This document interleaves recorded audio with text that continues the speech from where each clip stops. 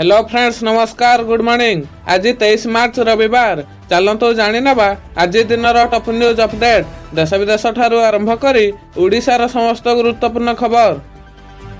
प्रथम खबर, ओडिशा रे आसीबो नुआ जल नीति। अधिक कृषि भूमि को जलसेचन करिया पई एही नीति आनिबे राज्य सरकार। एने विधानसभा रे सूचना दैछन्ति मुख्यमंत्री मोहन चरण माझी। नुआ जल नीति रे 5 वर्ष रे 15 लाख हेक्टर जमी रे जलसेचन पई योजना रहिछि। एथिरे चलित वर्ष 2,77,000 हेक्टर जमी को जलसेचन कराजिबार लक्ष्य रखा जाइछि।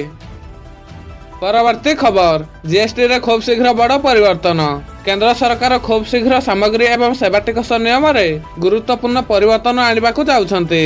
एहा अधीन रे इनपुट सेवा वितरक आईएसडी सिस्टम आसंता अप्रैल 1 रु कार्यकारी हेबाकू जाउछि। एही व्यवस्थार मुख्य उद्देश्य हेउछि राज्य गुड़िक मध्य टिकस राजस्वर उपयुक्त बंटन सुनिश्चित करबा।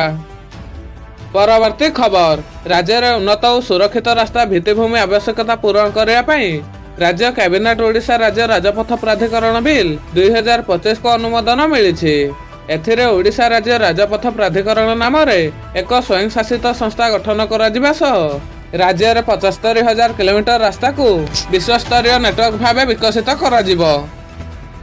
परवर्ती खबर, आयुष्मान भारत कार्ड बांटिबे वीडियो। भंडारी पोखरी गोष्ठी सेवा केंद्र अधीन रे कार्य करुथुवा जातीय स्वास्थ्य मिशन कर्मचारी माने आंदोलन रे जोग दैथिबारु स्वास्थ्य सेवा परिचालन रे गुरुतर प्रभाव पड़िछि। एही कारणरो राज्य रे कार्यकारी होथुवा आयुष्मान भारत बीमा कार्ड, प्रधानमंत्री जन आरोग्य योजना कार्ड, गोपबंधु जन आरोग्य योजना कार्ड वितरण संभव होई पारु नाही। फल रे सरकारक पक्षरु एही सबु कार्ड वितरण दायित्व बीडीओ मानकु प्रदान करा जायथिवा जला पड़िछि। परवर्ती खबर, कमिला सुना दर। लगातार सुना दर बढ़िया परे आज राजधानी भुवनेश्वर रे सुना मूल्य कमिथिवा जला पड़िछि। आज राजधानी भुवनेश्वर रे सुना दर 400 टंका कमिथिवा सूचना रहिछि। तेबे आज भुवनेश्वर रे 22 कैरेट सुना दर 10 ग्राम पिछा 82,300 टंका रहिछि। परवर्ती खबर, राज्य रे 4टी जिल्ला रे प्रबल वर्षार संभावना रहिछि। काल बैशाखी प्रभाव रे मयूरभंज, केन्दुझर, बालेश्वर और भद्रक रे भारी वर्षा हेबो। आउ 12 जिल्ला रे वर्षा 50 रु 60 किलोमीटर बेग रे पवन बहिबा सह बिजली और घड़घड़ीर संभावना रहिछि। पाणीपाग विभाग एभली पूर्वानुमान करबा सह 12 जिला को ऑरेंज वार्निंग जारी करिछि। परवर्ती खबर, लागू हबो सिलेबस, सूचना देले मंत्री। नुआ सिलेबस लागू नै गणशिक्षा मंत्री सूचना दैछन्ते। 2026-27 वर्ष रे लागू हबो नुआ सिलेबस। एनईपी लागू पर सिलेबस परिवर्तन पई कमिटी गठन होइछि। प्रथम रु 8म श्रेणी जाय बदलिबो सिलेबस। भाषा, संस्कृति, ऐतिह्य को आधार करी आसीबो नुआ सिलेबस। परवर्ती खबर, विशृंखलित आचरण पई कर्णाटक विधानसभा बीजेपी रे 18 जन विधायकों को निलंबन करा जाइछि। बाचस्पति यूटी खादर फरीद बीजेपी विधायकों को गृह रु 6 मास पई निलंबन करबा सह मार्शल लगाई सेमानकु बाहर करि दैछन्ते। परवर्ती खबर, काल बैशाखी रे 47 ग्राम ध्वंस विध्वंस। राज्य रे विशेष करी उत्तर ओडिशा रे तांडव रचिछि काल बैशाखी। मयूरभंज जिला गस्तरे जिबे राजस्व और विपर्यय परिचालन मंत्री सुरेश पुजारी। एही गस्त समय से जिलार विभिन्न स्थान रे बुली काल बैशाखी क्षयक्षति समीक्षा करिवे। एथिरे जिलार 350 घर संपूर्ण भावे नष्ट होइथिया सूचना रहिछि।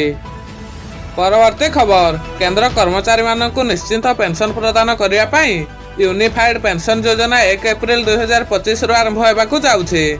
एप्रिल 1, 2025 किंबा तापरे केंद्र सरकारी चाकरी करुथुवा कर्मचारी माने एथिपई आवेदन करि पारिबे। पेंशन पांठे नियामक एवं विकास प्राधिकरण जातीय पेंशन प्रणाली अधीन रे एहार विज्ञप्ति जारी होइछि। परवर्ती खबर, लंडा पहाड़ रे गछ लगाइबो वन विभाग। ओडिशा रे 33% जंगल जमी रहिछि। राज्य रे जंगल वृद्धि करिया पई सरकार विभिन्न कार्यक्रम हातकु नैछन्ते बोली जंगल और परिवेश मंत्री गणेश राम सिंह खुटिया सूचना दैछन्ते। लंडा पहाड़ रे गछ लगाइबाकू वन विभागर योजना रहिछि। एथिपई वर्षक 5.6 कोटी चारा लगाजिबार लक्ष्य रखा जाइछि। परवर्ती खबर, मृत सरकारी कर्मचारी परिवार को चाकरी नहीं नियम संशोधन करिसेंते राज्य सरकार। गतकाली अनुष्ठित कैबिनेट बैठक अनुसार 1990 रु 2020 भितर कौनसी सरकारी कर्मचारी मृत्यु होइथिले तांको परिवार सदस्यों को विपर्यय प्रमाण पत्र आधार रे चाकरी दिया जिवो। ପରବର୍ତ୍ତୀ ଖବର ଆସନ୍ତା 24 ଓ 25 ତାରିଖରେ ପ୍ରସ୍ତାବିତ ବ୍ୟାଙ୍କ ଧର୍ମଘଟ ସ୍ଥଗିତ। ସେଣ୍ଟ୍ରାଲ ଲେବର କମିଶନରଙ୍କ ସହ ଆଲୋଚନା ପରେ ଧର୍ମଘଟ ସ୍ଥଗିତ ରଖିଲା ୟୁନାଇଟେଡ ଫେରମ ବ୍ୟାଙ୍କ ୟୁନିୟନ। ଖାଲି ପଡ଼ିଥିବା 1.5 ଲକ୍ଷ ପଦବୀ ପୂରଣ କରିବା, ସପ୍ତାହରେ 5 ଦିନ କାର୍ଯ୍ୟ ଦିବସ କରିବା, ଅସ୍ଥାୟୀ କର୍ମଚାରୀମାନଙ୍କୁ ସ୍ଥାୟୀ କରିବା ଇତ୍ୟାଦି ଦାବି ରଖାଯାଇଛି।